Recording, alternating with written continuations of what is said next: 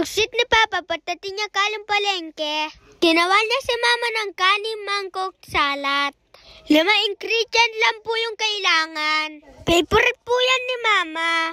Pagkatapos malagay lahat ng mga ingredient, ito na ang final product. So yummy and healthy. Hipon po pala yung talang ulam ni Papa.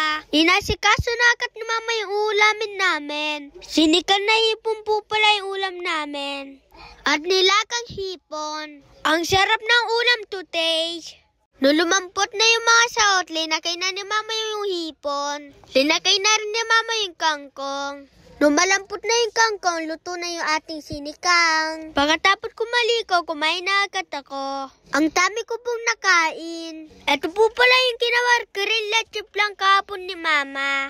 Para po siyang gelatin pero ang sarap. Sakto yung tamis at creamy. Lasa naman po siyang leche flan. Kakain po pala kami ng cereal. After nilagyan ng katat ni Mama yung cereal, linagyan rin ni Mama ng toppings.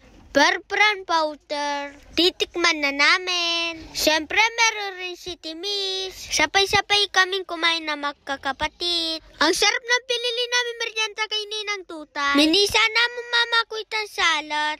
Salamat yan pa, Manal Pepulo out.